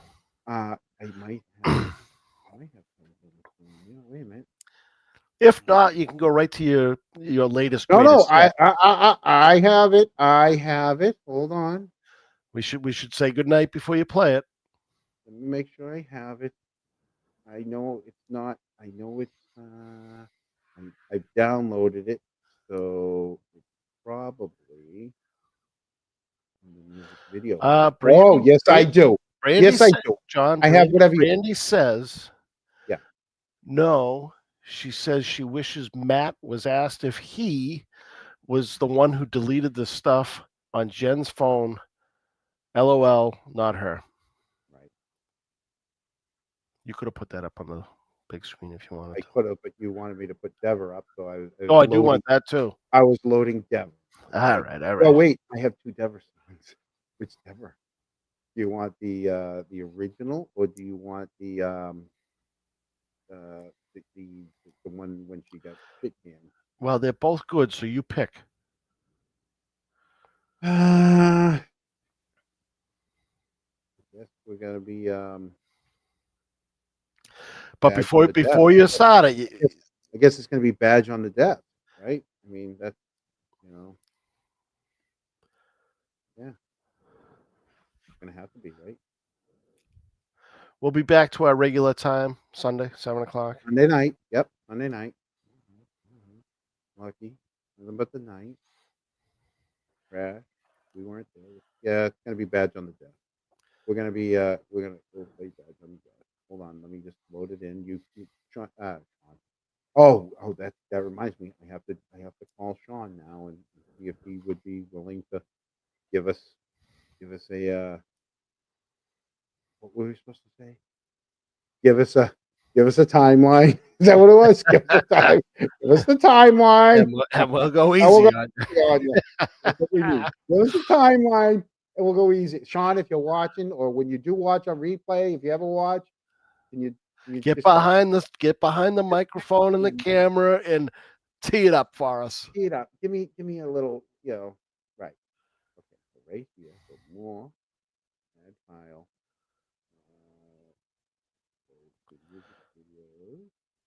Look at this Badge on the Sean's Death. been a little active on the social media lately. He's got some big stuff coming. Oh, really? Yeah. Oh, Yeah. yes, he Yeah. does. It's going to be interesting to see when that all unfolds.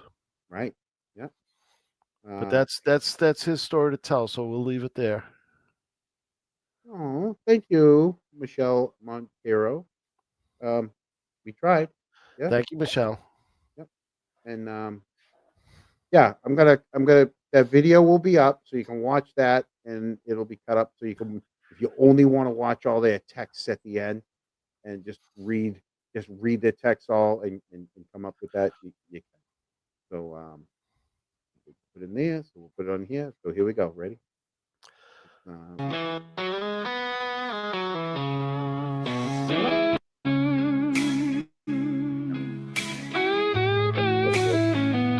Well,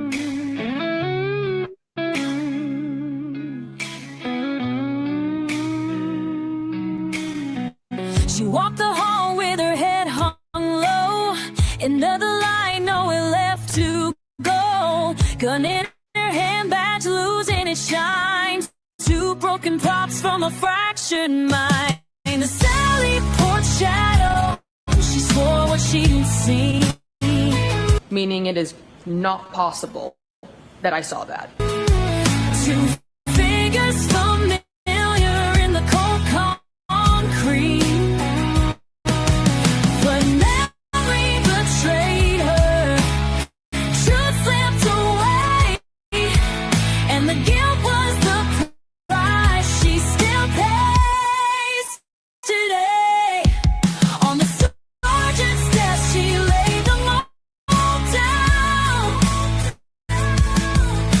The gun looked back as the story's unsound. No shield, no steel, no blue parade. Just a memory lane where the truth got betrayed. It was not a memory that, it was a distorted memory